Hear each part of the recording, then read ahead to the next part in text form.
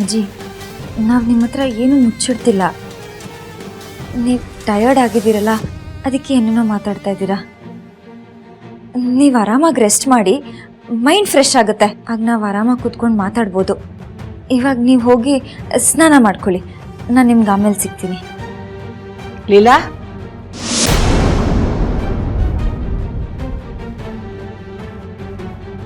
ಎಷ್ಟೋ ನಾಟಕ ಮಾಡ್ತಿದ್ಯಾ ಅಲ್ವಾ? ತೀರಾ ಇಷ್ಟು ಸುಳ್ಳು ಹೇಳೋದು ಒಳ್ಳೇದು ಅಂತ ನಿನಗೆ ಅನ್ಸುತ್ತಾ?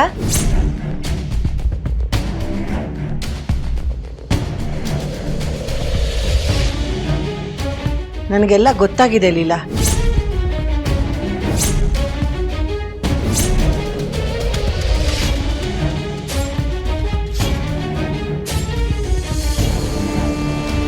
ಏನ್ ನಡೆಯುತ್ತೆ ಅನ್ನೋದು ಗೊತ್ತು, ಏನ್ ನಡೆದಿದೆ ಅನ್ನೋದು ಗೊತ್ತು.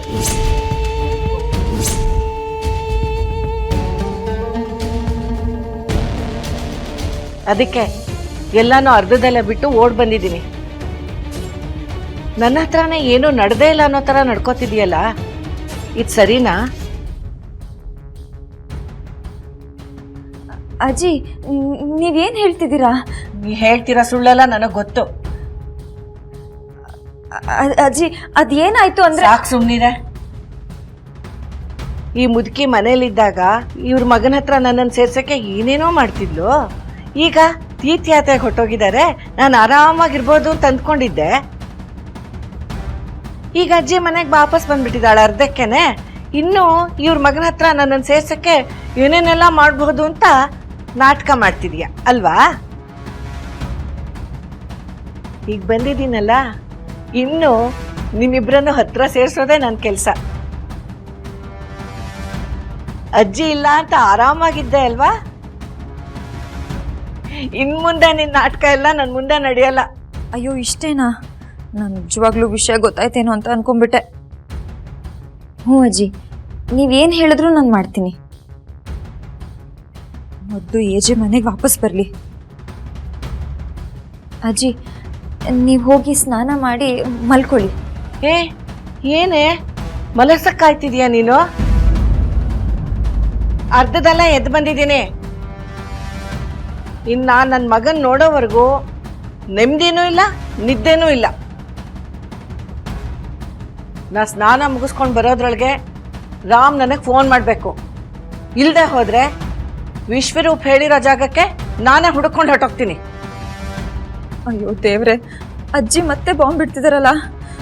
ಅಜ್ಜಿ ಏಜನ ಹುಡ್ಕೊಂಡು ಹೋಗಿ ಅಲ್ಲಿ ಏಜೆ ಇಲ್ಲ ಅಂತ ಗೊತ್ತಾದ್ರೆ ಏನಪ್ಪ ಗತಿ? ಏನು ಮಾಡಲಿ? ಅಜ್ಜಿ ಸ್ನಾನ ಮುಗಿಸ್ಕೊಂಡು ಬರೋದ್ರೊಳಗೆ ಹೇಗಾದರೂ ಮಾಡಿ ನಾನು ಸ್ಟೇಷನ್ಗೆ ಹೋಗಿ ಏಜೆ ಹತ್ರ ಮಾತಾಡಿಸ್ಲೇಬೇಕು. ಹ್ಞೂ ಅಜ್ಜಿ, ನೀವು ಸ್ನಾನ ಮುಗಿಸ್ಕೊಂಡು ಬನ್ನಿ. ನೀವು ಬಂದ ತಕ್ಷಣ ಏಜೆ ನಿಮ್ಮ ಹತ್ರ ಮಾತಾಡ್ತಾರೆ.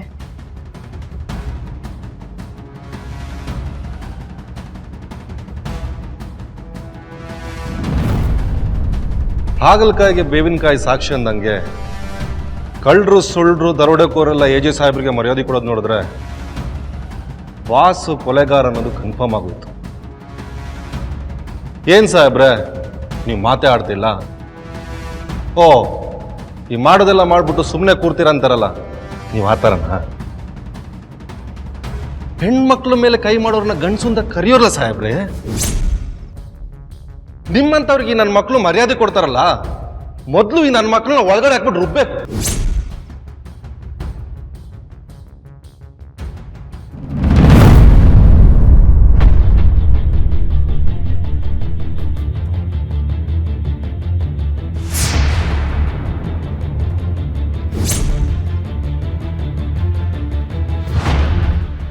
ಏಜೆ,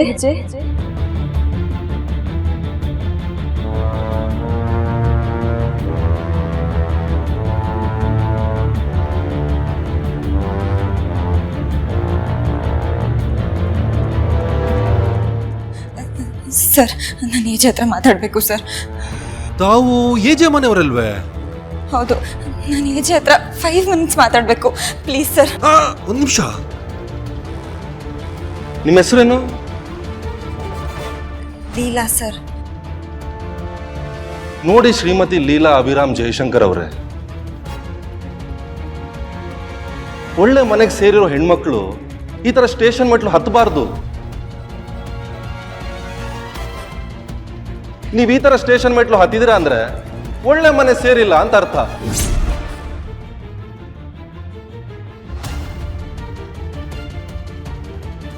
ಯಾಕೆ ಸರ್ ಇಷ್ಟೊಂದು ಕೆಟ್ಟಾಗಿ ಮಾತಾಡ್ತಾ ಇದ್ದೀರಾ? ಕೆಟ್ಟೋರ್ ಜೊತೆ ಸಂಸಾರ ಮಾಡೋಕ್ಕಾಗುತ್ತೆ? ಕೊಲೆಗಾರನ ಹುಡ್ಕೊಂಡು ಸ್ಟೇಷನ್ಗೆ ಬರಕ್ಕಾಗುತ್ತೆ? ನಾನ್ ಹೇಳೋ ಮಾತನ್ನ ಕೆಟ್ಟ ಮಾತು ಅಂತೀರಲ್ಲ. ಸರ್ ಪ್ಲೀಸ್ 1 ನಿಮಿಷ ಟೈಮ್ ಕೊಡಿ, ಏಜೆ ಹತ್ರ ಮಾತಾಡಿ ಹೋಗ್ತೀನಿ. ಮರ್ಯಾದೆ ಕೊಟ್ಟು ಮಾತಾಡಿಸ್ತಿದ್ದೀನಿ. ಈ ತರ ಹಠ ಮಾಡಿದ್ರೆ ಒಂದು ಹೆಣ್ಣು ಅಂತೂ ನೋಡಲ್ಲ ನಾನು. ಇದು ನನ್ನ ಸ್ಟೇಷನ್ನು, ಇಲ್ಲಿ ನಾನ್ ಮಾಡಿದ್ದೆ ರೂಲ್ಸ್. ಆರೋಪಿ ಜೊತೆ ಮಾತಾಡಕ್ಕೆ ನಾನು ಯಾವ ಪರ್ಮಿಷನ್ ಕೊಡಲ್ಲ. ಹೋಗ್ತಾ ಇರ್ಬೇಕು.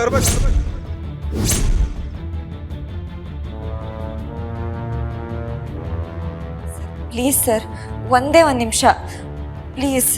ರವಿ ಸರ್, ಆರೋಪಿಗಳನ್ನ ಬಿಟ್ಟು ಬೇರೆ ಯಾರು ಸ್ಟೇಷನ್ ಅಲ್ಲೇ ಇರೋ ಹಾಗಿಲ್ಲ. ಮೊದಲು ಇವ್ರನ್ನ ಹೊರಗಡೆ ಕಳಿಸಿ.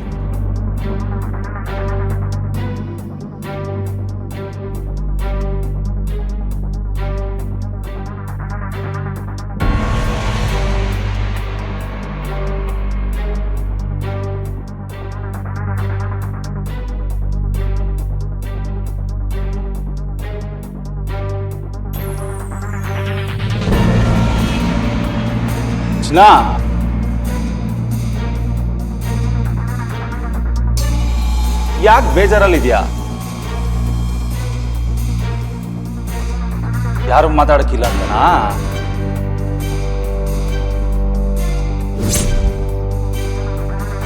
ನಾನ್ ಬರ್ತೀನಿರೋ, ಆರಾಮಾಗಿ ಮಾತಾಡೋಣ.